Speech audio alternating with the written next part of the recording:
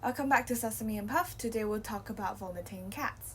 While it is normal if your cat is just coughing up hairballs, it is not if your cat is vomiting more than once a month, because vomiting more than that can be a sign for something more serious. But before we jump into the possible causes for vomiting, let's make sure we're not mixing up vomiting with coughing. Sometimes vomiting might sound similar to coughing. For example, some cats with feline asthma may cough as if they're vomiting. Feline asthma may be caused by a number of factors, including breed, like if your cat is brachycephalic, or by smoke, like smoke from cigarettes or the fireplace, or sometimes the environment, like dusts or pollens. Coughing triggered by feline asthma may involve dry hacking, which also sound a bit like gagging, and sometimes retching may occur at the same time. And yes, they may sound really similar to vomiting, so if you're not so sure about it, take a video of those episodes of coughing/vomiting and bring the video to your vet. What can be the causes for the vomiting events? For young cats, frequent vomiting is more likely to be caused by foreign bodies stuck in the intestines. Young kitties are more curious, which means that they are more likely to chew on things. Some new cat owners may not realize this, but cats love chewing on linear and circular things, such as hair ties, yarn, dental floss, ribbons, strings, just to name a few. So it's important to keep them out of your cat's reach, because these may lodge in the cat's intestines, and if that happens, the intestines will not be able to pass out food. In worst cases, we may even see a linear foreign body. A linear foreign body is something that's long and stringy, with one part of the string or strand wraps around the base of the tongue or gets stuck at the end of the stomach, and as the intestines contracts, the stringy material may soar through the intestines, causing an emergency. For middle-aged cats, we may also think about inflammatory bowel disease, which is basically just the cat's own immune system attacking its own body. This is typically triggered by some certain protein that the cat's immune system doesn't like, and if this goes untreated, it can progress into intestinal cancer, for example lymphoma, and the prognosis will be worse. For diagnosis, we'll try to do biopsy, which means getting a piece of tissue from the intestines. The least invasive approach will be doing endoscopy, which is usually done by an internal medicine specialist who will anesthetize your cat and stick a very expensive camera into the mouth, down to the stomach, into the intestines, and take a very small piece of tissue out of it. The tissue will then be sent to a pathologist for diagnosis with the help of special stains and equipment. Another choice will be surgical biopsy, which means your vet will open up the cat's abdomen and then take a small piece of tissue from the intestines to submit to the pathologist to look for IBD. Pancreatitis is another common cause for vomiting in middle-aged cats. For dogs, the main cause for pancreatitis is fatty food, but for cats, they seem to be able to get pancreatitis for no reason at all. In some occasions, it could also be due to IBD or other underlying liver diseases, but in any case, we will still need to do an abdominal ultrasound or further workup to confirm that it is really pancreatitis. For more senior cats, we must also consider an endocrine problem that's causing the vomiting. In cats, we'll particularly be worried about hyperthyroidism, which is basically having an overactive thyroid gland that can produce more thyroid hormone than usual. And when thyroid is in high concentration in the blood, it can overstimulate different body systems, like the heart will beat faster, the kidneys will filter more blood into urine, and these events can make your cat vomit and lose weight.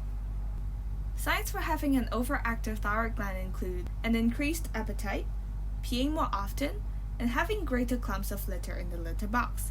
But of course, these signs can only direct us to a certain direction, but we still need to do some blood work to rule in or out other causes for vomiting. And in this particular case, if your vet is suspecting hyperthyroidism, he or she may also submit blood for thyroid tests as well. Just note that this condition needs to be diagnosed right away, because having hyperthyroidism unchecked can be life-threatening.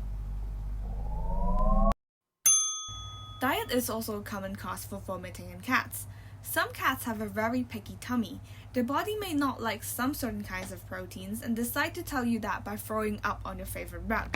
If that's the case, or if you just don't want to go to the vet yet, actually, you can try and have a gradual change on the diet first.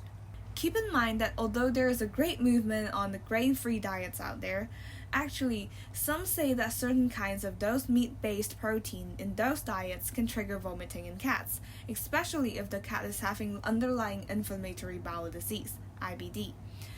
So yes, it is cool to try and change the diet first before going to the vet if your cat is not looking too sick. But keep in mind that this may not work for your cat and sometimes can make it even worse. And remember to change the diet slowly.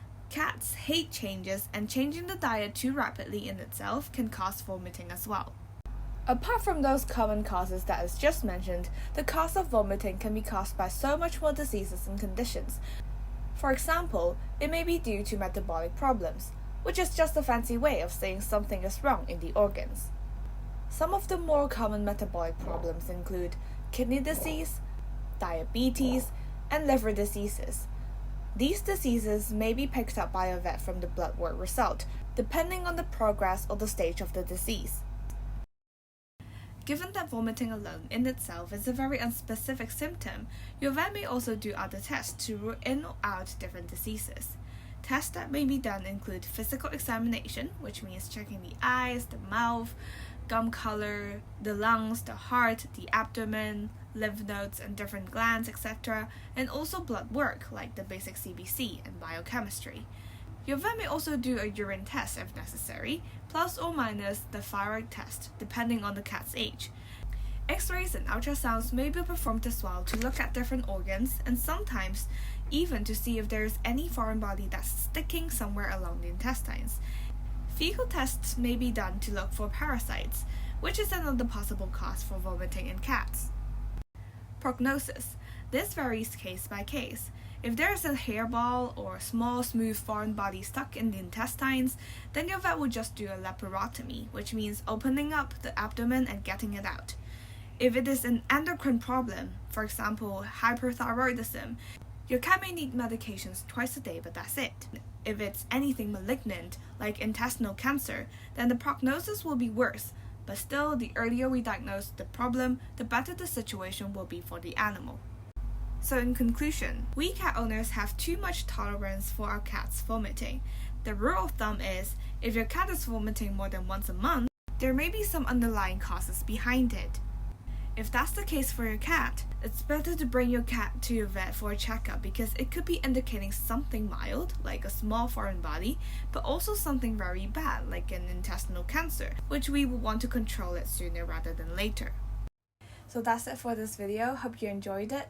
I still haven't decided on the topic for the next video, so if you have any idea on what I should cover, please leave a comment below. I'll definitely check it out. And also please subscribe to our channel and like this video because I could never stress this much enough, but your support really means so much to us.